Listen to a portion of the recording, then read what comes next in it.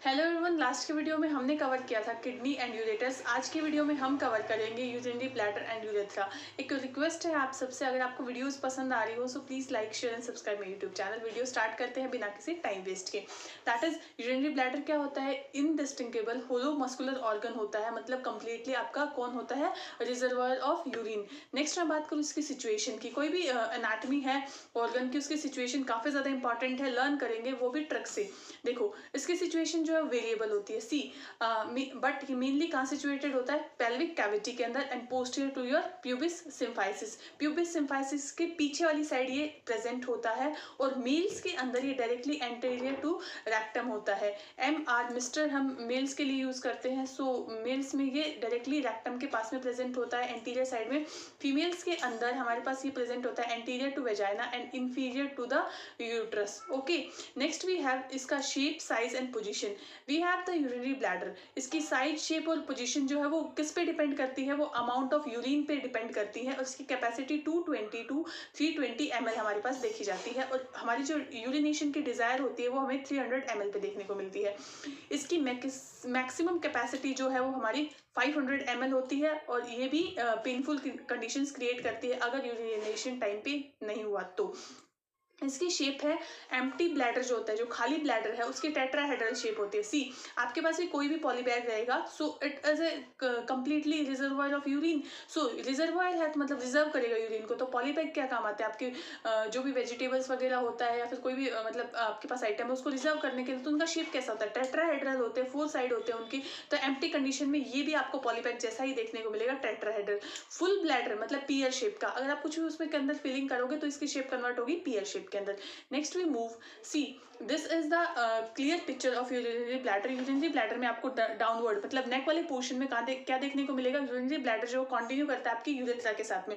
हमने देखा kidney, kidney से नीचे मूव किया यूरेटर, यूरेटर से नीचे मूव किया ब्लैडर, ब्लैडर से नीचे मूव किया हमारा यूरेथ्रा।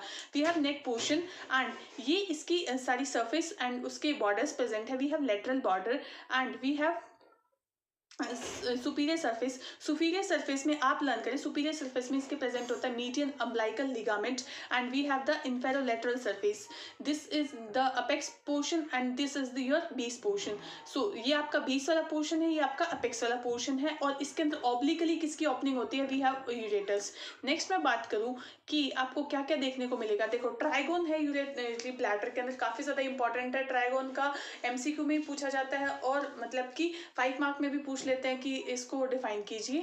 सी, ट्राइगन्स क्या होते हैं? आपके पास में यूरिनरी ब्लैडर है, कंप्लीट आपको ब्लैडर देखने को मिल रहा है। इस ब्लैडर के अंदर आपके पास यूरेट्रिक ऑरिफाइस है, मतलब कि आपकी यूरेटर्स है उनकी ओपनिंग हो रही है ऑब्लिकली लेटरल वॉल के ऊपर, और इसके अंदर जो मतलब ट्राइंगल लाइक एरिया प्रेजेंट है, दिस इज योर ट्राइगोन। और इसके अंदर आप देख सकते हैं this is the urethra and ये इसकी इंटरनल ओपनिंग है। नेक्स्ट मैं बात करूँ इसकी पोजीशन की। पोजीशन हमने लर्न किया कि पेल्विक कैविटी के अंदर प्रेजेंट रहता है, एम्प्टी कंडीशन में पेल्विक कैविटी के अंदर रहता है, और जब ये फुल्ली जो फिलिंग होती है इसकी, उसके बाद में ये extended abdominal cavity hypogastrium to the umbilicus region के अंदर मूव करता है। It is an abdominal organ rather than a pelvic organ, क्योंकि मैक्सिमम टाइम फिल्ड ही रहता है। ऐसा तो होता नहीं है कि मतलब कि मैक्सिमम टाइम ये एम्प्टी रहता है, मैक्सिमम टाइम इसके अंदर फिलिंग चालू रहती है।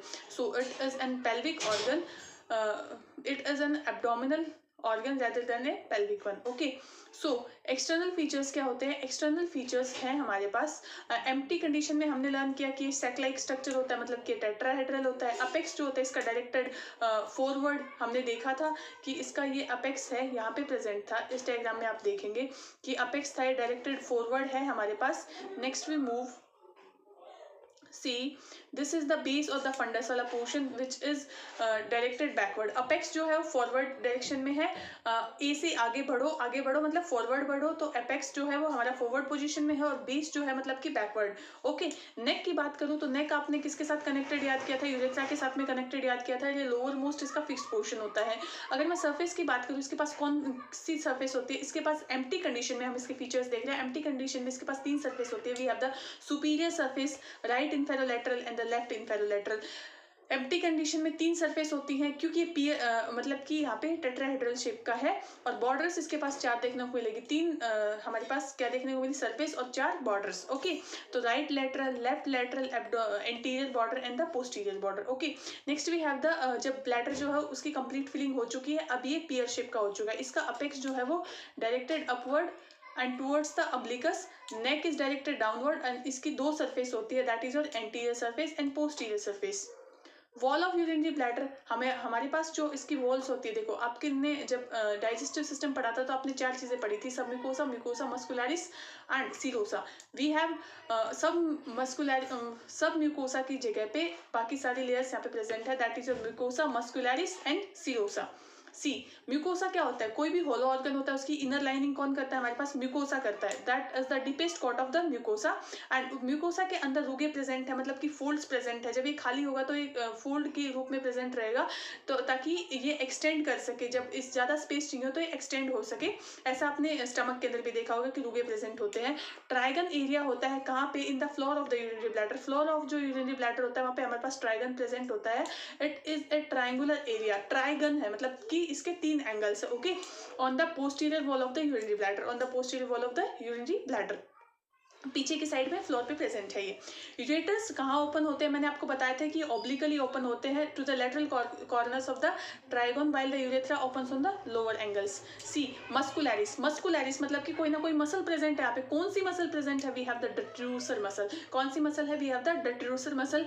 आप इसको लर्न करेंगे, इतना ही लर्न करें काफी है। सीरोसा, सीरोसा मतलब कि इसका आउटर मोस्ट कवरिंग आ चुकी है, मतलब कि पेरिटोनियम की कवरिंग आ चुकी है। Okay, next we move to the relations. Relations मैंने आपको जब अपेक्स पढ़ाया था तभी लर्न कराया था कि अपेक्स में मतलब ऊपर वाली साइड में कौन प्रेजेंट है, मीडियन अम्बिलिकल लिगामेंट। बेस में हमारे पास कौन प्रेजेंट है, यूटेराइन सर्विक्स और the vagina in the females, and the mails के अंदर हमारे पास होता है रेक्टोवेसाइकल पाउच या फिर कॉइल्स ऑफ इंटेस्टाइन।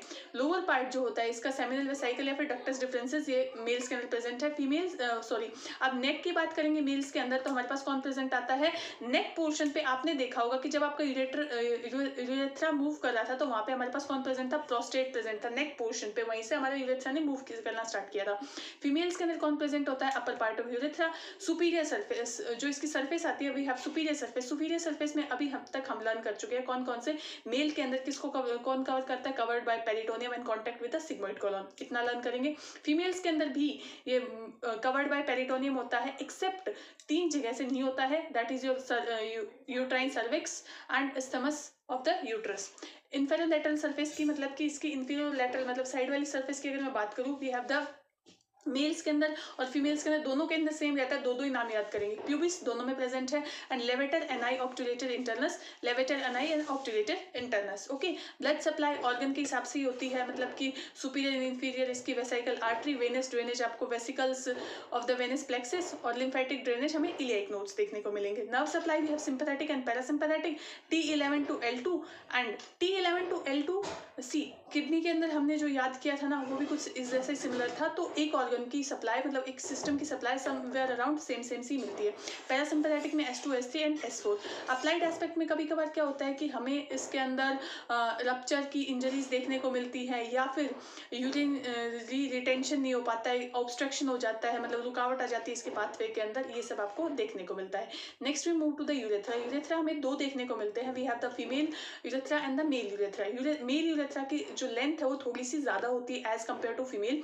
मेल के अंदर हमें 8 inch and 20 centimetres. See, urethra के अंदर मेल के अंदर 8 इंच का होता है, ये आपको लर्न करना है, एमसीक्यू पॉइंट ऑफ व्यू से काफी ज्यादा इंपॉर्टेंट है। We have the long and the extended from the neck. हमने जब ब्लैडर पढ़ा था तभी मैंने आपको बताया था कि इसका जो नेक वाला पोर्शन आगे चल के मूव किस में करता है, यूरेथ्रा के अंदर मूव करता है, external meatus on the glans penis. इसके 3 पार्ट होते हैं, कौन कौन से, prostatic, membranous and the penile urethra.